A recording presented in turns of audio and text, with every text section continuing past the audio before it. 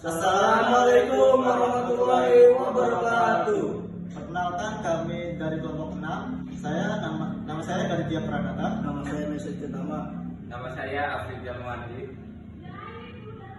Kami akan menjelaskan tentang akhlak kepada Allah dan Rasul. Pengertian akhlak atau definisi akhlak secara bahasa yang berasal dari kata khuluq yang artinya perangai, tingkah laku atau tabiat. Secara istilah yaitu keadaan jiwa yang melekat. Secara akhlak, perilaku berdasarkan Al-Quran dan Sunnah.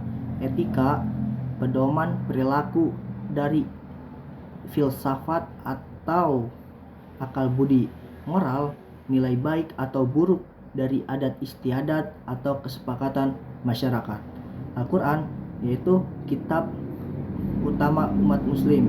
Hadis yaitu perbuatan, perkataan, dan ketetapan Nabi Muhammad SAW. Ruang lingkup akhlak. 1. Akhlak kepada Allah, hablum minallah.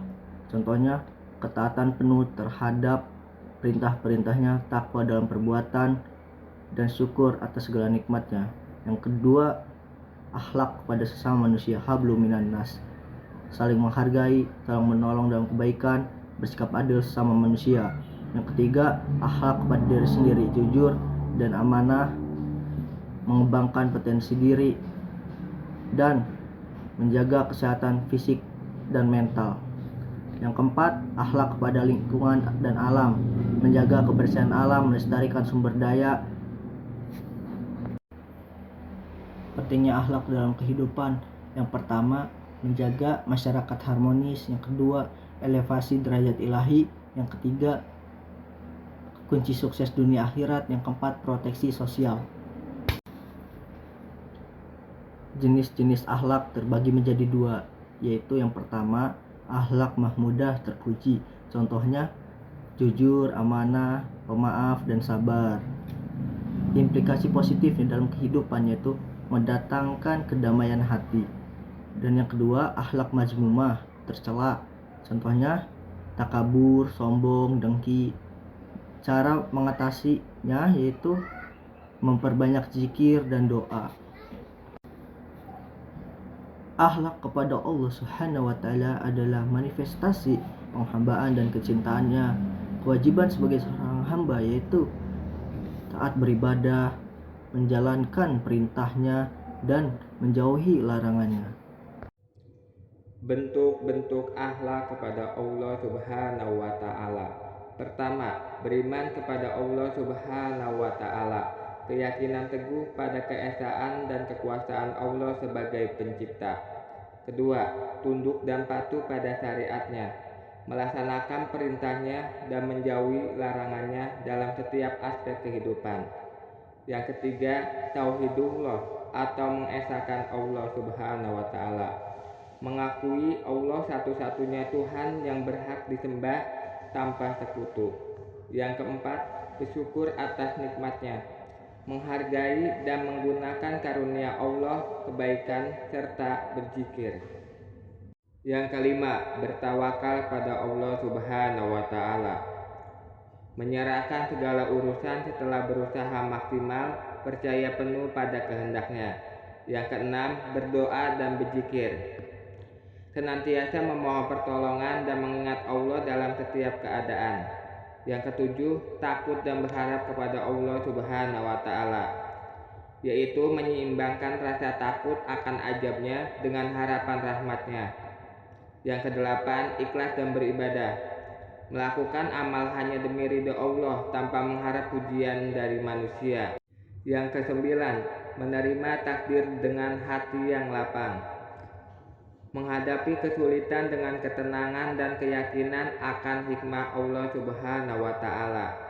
Yang kesepuluh, selalu merasa dekat dengannya, menyadari bahwa Allah Subhanahu wa Ta'ala senantiasa melihat dan mengetahui segala perbuatan.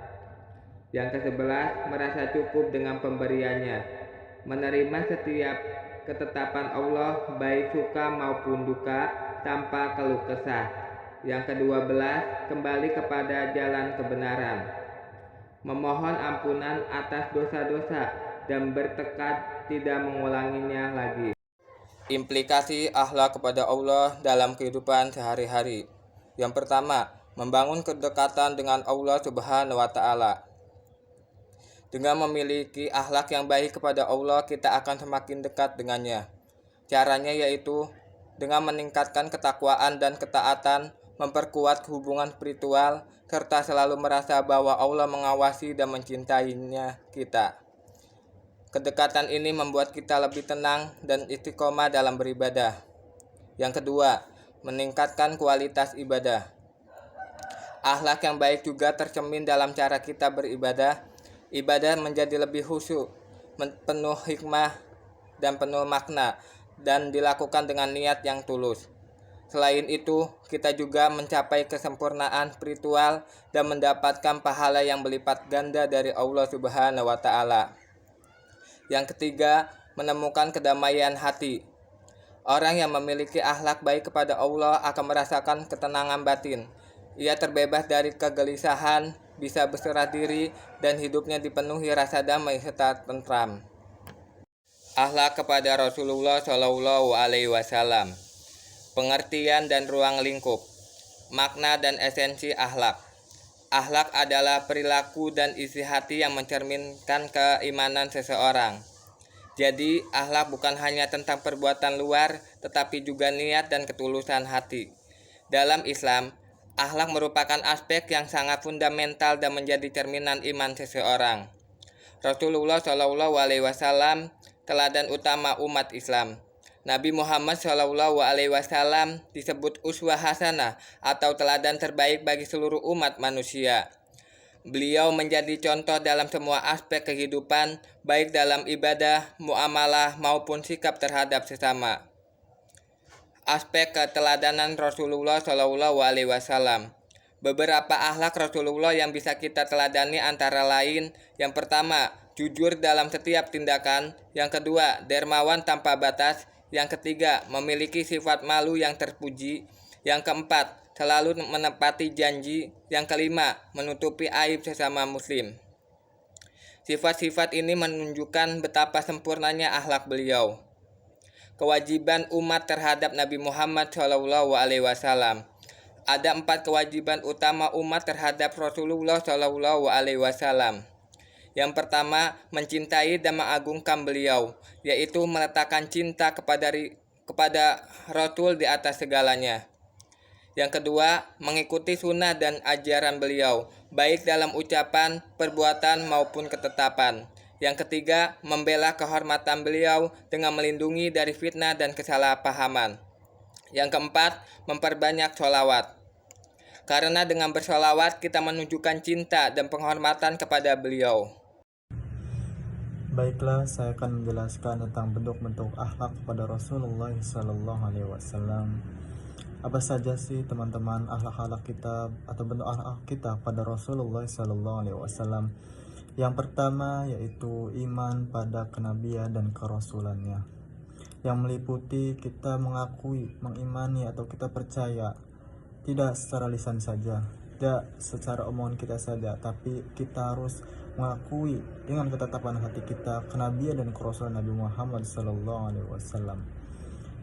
dan juga meyakini kebenaran ajaran yang disampaikan beliau. Kita harus meyakini pada diri kita segala kebenaran ajaran yang disampaikan beliau, karena segala sesuatu ajaran yang disampaikan beliau kepada kita adalah murni wahyu Allah yang disampaikan langsung dari Allah melalui perantara malaikat Jibril. Dan yang ketiga, menjadikan beliau teladan utama dalam hidup kita.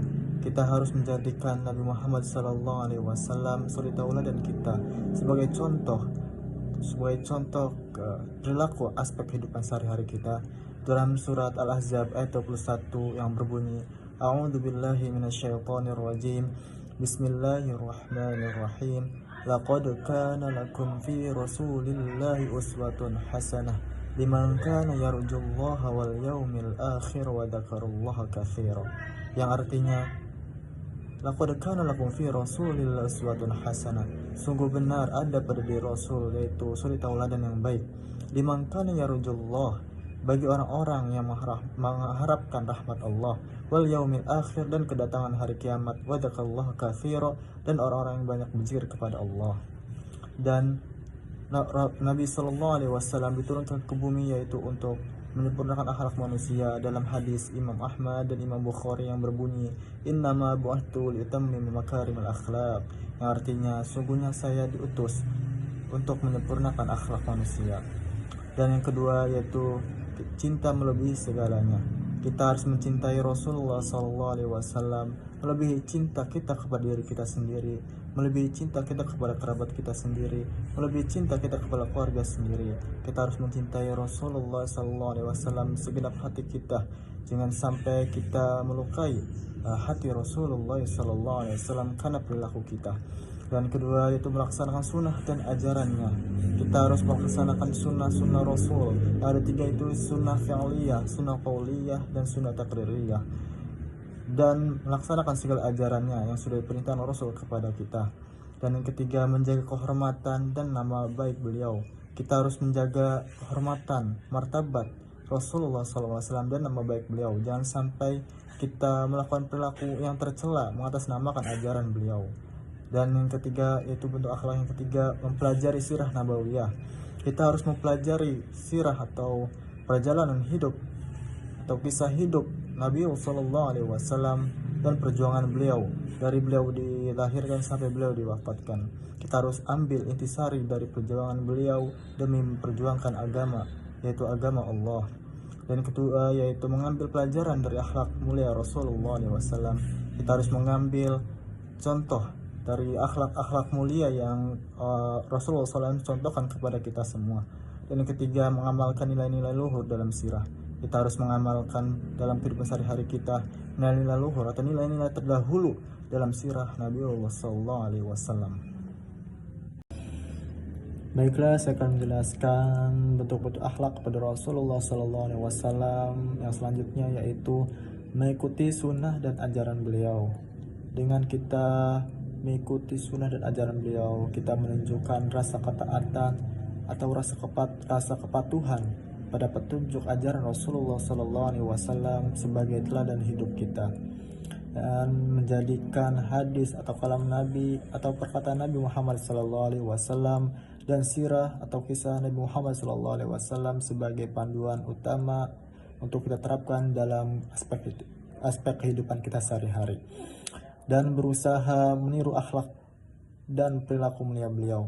Kita harus berusaha meniru akhlak atau kita amalkan dalam kehidupan sehari-hari kita, walaupun kita masih melakukan perbuatan dosa, masih belum bisa menjadi diri kita yang baik, masih senantiasa bermaksiat, tapi kita harus berusaha untuk mencontoh atau mengamalkan akhlak mulia beliau, karena Allah Subhanahu wa taala menyukai orang-orang yang bertaubat dan orang-orang mensucikan diri.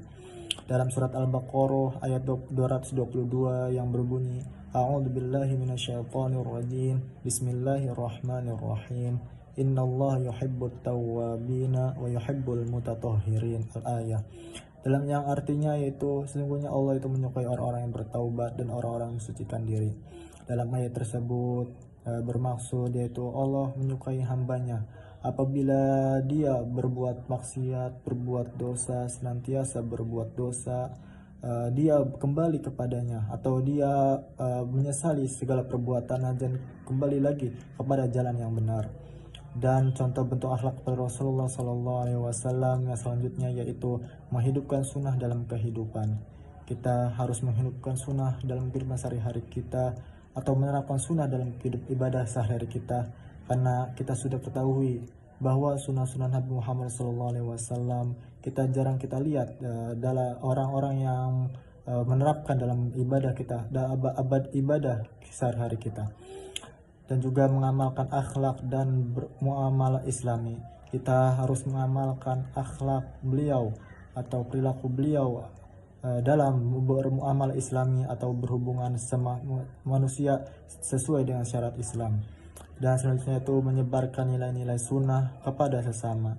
Kita harus menyebarkan nilai-nilai sunnah Nabi Muhammad SAW kepada sesama kita agar kita hidup berdampingan dengan sesama manusia sesuai syarat-syarat Islam. Dan selanjutnya yaitu menjauhi bid'ah, inovasi dalam agama.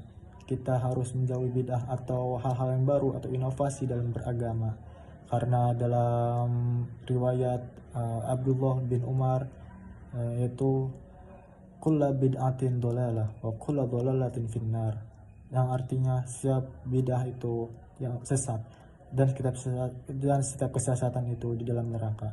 Dan kita perlu ketahui bid'ah ini terbagi menjadi dua, yaitu bid'ah hasanah dan bid'ah sayyi'ah, yaitu bid'ah yang baik dan bid'ah yang menyesatkan atau bid'ah yang buruk. Apabila bid'ah hasanah adalah bid'ah yang hal-hal yang baru dalam atau inovasi yang baru, ini adalah untuk kemudaratan umat Islam yang kita perlu diadakan, yaitu masih menyelesaikan dengan syarat-syarat Islam atau ajaran-ajaran Islam, tidak menyeleweng. Tapi kalau bid'ah sayyi'ah adalah suatu inovasi baru atau inovasi dalam beragama yang baru, itu tidak sesuai ajaran-ajaran syariat Islam, tidak menambah-nambahkan ajaran yang tidak berasal dari syariat atau dari Nabi Muhammad SAW, menjaga kemurnian ajaran Islam sesuai tuntunan Rasulullah SAW. Kita harus menjaga kemurnian, kesucian ajaran Islam, apalagi kesucian Al-Quran, agar tidak ada yang menambah-nambahkan atau mengotori kesucian Al-Quran dan hadis Nabi Muhammad SAW. Dan mempelajari dan mengikuti praktik salafus soleh. Kita harus mempelajari bagaimana salafus saleh dalam mengamalkan akhlak Rasulullah SAW. Salafus soleh adalah yaitu sahabat-sahabat Nabi atau tabi'in atau tabi'ut tabi'in. Baiklah, bentuk-bentuk akhlak kepada Rasulullah SAW yang selanjutnya yaitu berselawat kepada Rasulullah SAW. Dengan kita senantiasa berselawat kepada Rasulullah SAW setiap hari, kita selalu mengingat keagungan beliau, kita selalu mengingat kemuliaan beliau, kemuliaan akhlak beliau, kemuliaan perilaku beliau, kemuliaan segala sesuatu yang dimiliki beliau. Dan juga dengan kita berselawat kepada Nabi Muhammad SAW, kita mengungkapkan rasa cinta kita kepada beliau dan rasa hormat kita kepada beliau, dan untuk mengharapkan syafaat beliau untuk menjadi pertolongan kita di akhirat kelak nanti. Dan juga dengan berselawat kepada Nabi Muhammad SAW yaitu untuk mempererat ikatan spiritual kita antara kita dengan Nabi Muhammad SAW. Dan yang selanjutnya yaitu membela kehormatan dan syariat beliau. Kita sebagai umatnya seharusnya kita harus membela kehormatan dan syariat beliau. Dengan apa? Dengan menjaga nama baik Nabi Muhammad SAW, menerapkan sunnah-sunnah beliau dalam kehidupan sehari-hari kita, menyanggah fitnah dengan bijak. Kita harus menyanggah apabila ada yang fitnah Rasulullah SAW dengan apa? Dengan bijak. Apabila kita perlu kita perangi apabila ada orang yang memfitnah Nabi Muhammad SAW. Dan selanjutnya itu mendukung syariat Islam. Kita sebagai umatnya harus mendukung segala ajaran syariat Islam yang sudah Nabi Muhammad SAW perjuangkan dahulu. Dan yang selanjutnya itu menjadikan beliau teladan. Kita harus menjadikan beliau suri tauladan kita, yaitu dengan apa? Dengan mengikuti akhlak mulia beliau, dengan meneladani kehidupan beliau dan menerapkan nilai-nilai Islam dalam aspek kehidupan kita sehari-hari, dan menjadi umat yang baik. Umat yang baik itu adalah umat yang memerintahkan kita kepada hal-hal yang baik dan mencegah kita kepada kemungkaran, yaitu dalam dalil kuntum khair ummatin ukhrijat linnasi ta'muruna bil ma'ruf wa tanhauna 'anil munkar, yaitu sungguhnya sebaik-baiknya umat adalah yaitu orang-orang yang menyuruh atau memperintahkan kepada hal-hal yang baik atau amal ma'ruf dan mencegah kepada hal-hal yang buruk. Baiklah, saya akan menjelaskan tentang tantangan dalam mengamalkan akhlak. Apa saja sih tantangan dalam mengamalkan akhlak? Yang pertama yaitu godaan nafsu dan godaan syaitan. Perlu kita ketahui setiap waktu, setiap detik kita selalu digoda dengan hawa nafsu pada diri kita sendiri dan godaan syaitan. Dengan apa? Syaitan menggoda kita dengan bisikan negatif yang menyesatkan. kita selalu dibisikin dengan hal-hal yang negatif. Apabila kita melakukan hal yang baik, melakukan ibadah atau melakukan sunnah-sunnah Muhammad SAW, kita selalu dibisikin dengan hal-hal yang negatif agar kita ragu, agar kita malas untuk melakukan hal-hal tersebut. Dan yaitu dengan dorongan hawa nafsu di duniawi, kita selalu didorong dengan hawa nafsu diri kita dengan urusan dunia, agar kita lupa dengan hal ukhrawi atau hal yang berurusan dengan akhirat. Oleh karena itu kita selalu melupakan sunnah-sunnah Muhammad SAW atau mengamalkan akhlaknya atau ibadah-ibadah kita. Karena apa? Karena hawa nafsu duniawi. Dan yang ketiga itu memalingkan dari kebaikan. Kita digoda untuk memalingkan dari kebaikan, hal-hal yang berurusan dengan kebaikan. Oleh karena itu kita harus kuatkan iman kita agar kita tidak mudah digoda oleh hawa nafsu diri kita sendiri dan godaan syaitan. Dan tantangan yang selanjutnya yaitu pengaruh lingkungan dan budaya. Pengaruh lingkungan ini juga sebagai tantangan untuk mengamalkan akhlak, karena apabila kita mengamalkan suatu akhlak atau kebaikan dalam lingkungan yang baik, lingkungan yang banyak orang soleh, maka mengamalkan akhlak adalah suatu hal-hal yang lumrah karena sudah diterapkan dalam kehidupannya. Dan apabila lingkungan tersebut lingkungan yang kotor, lingkungan yang banyak maksiat, maka dalam mengamal akhlak adalah suatu tantangan. Tantangan apa? Karena dianggap hal-hal yang baru atau nilai-nilai yang bertentangan dengan sesuai kehidupan mereka. Dan juga budaya, apabila kita mengamalkan suatu akhlak atau nilai kebaikan karena tidak sesuai atau bertentangan dengan budaya mereka, itu juga sebagai tantangan untuk mengamalkan akhlak mulia Nabi Muhammad SAW. Dan yang selanjutnya yaitu kurangnya ilmu dan pemahaman. Dalam mengamalkan akhlak, kita harus mempunyai ilmu dan pemahaman yang baik. Kita jangan sampai kita minimnya edukasi agama atau kekurangannya pembelajaran agama. Apalagi bisa menjadi salah tafsir atau salah arti dalam ajaran Islam. Kita bisa salah mengartikan suatu dalil atau suatu hadis Nabi apabila kita kurangnya dalam berilmu beragama. Dan ketidaktahuan konsekuensi, apabila kita tidak tahu atau kurangnya ilmu dalam beragama, kita tidak tahu konsekuensi yang terjadi apabila kita melakukan hal-hal yang melanggar agama. Baiklah, kesimpulannya adalah akhlak kepada Allah Subhanahu wa taala dan akhlak kepada Rasulullah sallallahu alaihi wasallam adalah pilar utama dalam membangun karakter seorang muslim yang kokoh dan bermanfaat bagi kehidupan baik di dunia dan akhirat. Ini mencakup ketaatan, rasa syukur dan tawakal kepada Allah serta meneladani sifat-sifat mulia Nabi Muhammad SAW seperti kejujuran, kasih sayang, dan amanah. Implementasi akhlak ini secara konsisten digunakan dalam kehidupan sehari-hari tidak hanya meningkatkan kualitas spiritual individu kita, tapi juga menciptakan masyarakat yang harmonis, adil, dan berakhlak mulia. Dengan demikian, akhlak yang baik adalah esensial untuk mencapai kebahagiaan hakiki dan kedekatan dengan Allah. Oleh karena itu, marilah kita bermuhasabah diri, kita bercermin diri pada diri kita sendiri. Apakah kita sudah menjadi diri kita yang lebih baik dari hari kemarin? Apakah kita sudah menjadi umat yang baik? Apakah kita sudah menjadi umat yang didambakan Rasulullah SAW atau apa yang diharapkan Rasulullah SAW? Oleh karena itu, jangan bosan-bosan kita bercermin diri, bermuhasabah diri untuk menjadi diri kita yang lebih baik. Karena jangan sampai kita mempunyai prinsip jangan kita terlalu berbuat baik kepada orang lain, nanti kita dimanfaatkan.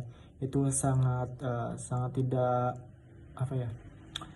tidak sesuai dengan ajaran Rasulullah SAW. Karena Rasulullah SAW walaupun dia selalu dicaci maki, dihina, tapi dia selalu berbuat baik kepada orang tersebut. Karena apa? Karena sebaik-baiknya manusia adalah orang yang bermanfaat bagi manusianya. karena kita tidak tahu Allah akan memberikan hidayah kepada orang tersebut dan menjadikan orang tersebut menjadi diri seorang yang lebih baik lagi daripada kita yang berprasangka buruk pada orang tersebut. Oleh karena itu kita jangan bosan-bosan berbuat baik dan juga berakhlak mulia kepada orang lain. Dan apabila kita sudah menjadi diri kita yang lebih baik, kita harus istiqomah dan menjaga diri kita agar tidak keluar atau tidak menjadi diri kita yang dulu atau diri kita yang buruk lagi seperti yang dahulu. Baiklah, terima kasih. Semoga pesan ini bermanfaat bagi kalian semua. Assalamualaikum warahmatullahi wabarakatuh.